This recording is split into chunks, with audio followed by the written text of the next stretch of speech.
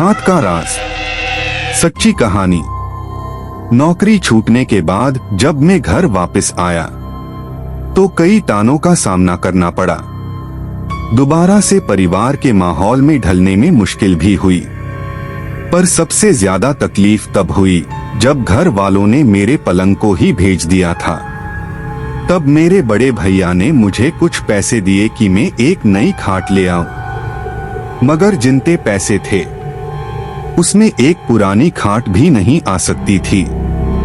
दुकान पर पूछने गया तो वहां भी उतने में कुछ नहीं मिला, पर दुकान के बगल वाले घर से एक आदमी जो लगातार मुझे देखे जा रहा था, मैं समझ गया था कि जो मैं महसूस कर रहा था वो कोई सपना नहीं था।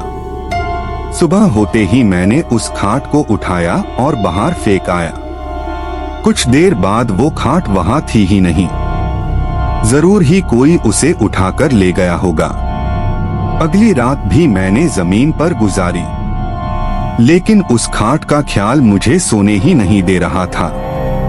थोड़ी बहुत नींद लेकर सुबह उठा तो उस खाट के साथ एक आदमी भी घर के बाहर मिला, जो कि गुस्से में भरा हुआ था कि आखिर क्यों मैंने इतनी खतरनाक खाट यूं ही खुले में बाहर छोड़ दी थी। झटके, दर्द और बुरे सपने क्या कुछ नहीं देती थी ये खाट। ये सब बोलकर वो खाट वहीं छोड़ गया। मुझे इतना तो समझ आ गया था कि ये मेरा वहम नहीं है और इस खाट में वाकई कुछ गड़बड़ है।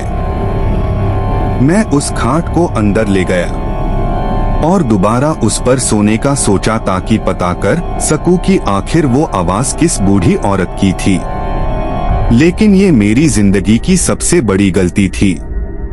इस बार न शरीर में दर्द हुआ और न ही झटके लगे, और जल्द ही नींद भी आ गई। पर थोड़ी ही देर में उस औरत की आवाज फिर आई। चिल्लाते हुए उसने बोला, फिर आ गए, आखिर क्यों मुझे चैन से सोने नहीं देते? ये मेरे सोने की जगह है, जाओ यहां से। यह सुनते ही फिर मेरे शरीर में दर्द होने लगा। ऐसा लग रहा था जैसे मैं कहीं ऊपर से बहुत जोर से गिर रहा हूं। थोड़ी देर बाद ये सब रुक गया, पर ऐसा लगने लगा जैसे खाट हवा में झूल रही हो, अपने कंधों पर उठाए कोई उसे ले जा रहा हो। मेरा मैं सहमा जा रहा था। डर ने जैसे चारों ओर से मुझे घेर लिया हो। मैं नींद में था फिर भी सब महसूस कर पा रहा था। अचानक मेरी सांसें घुटने लगी। मैंने सर नीचे करके देखा तो खाट के चारों ओर आग लगी हुई थी। मैंने चिल्लाने की कोशिश की मगर गले से आवाज ही नहीं निकल रही थी। लेकिन उसके कुछ ही पलों बाद मेरे हाथ और पैर आजाद हो गए। मैं तुरंत उठकर बैठा, लेकिन मैंने जो देखा उससे मेरे रोंगटे खड़े हो गए। एक डरावनी सी बूढ़ी औरत ठीक मेरे सामने बैठी थी। उसे देखते ही मैं चिल्ला उठा और मेरी नींद टूट गई।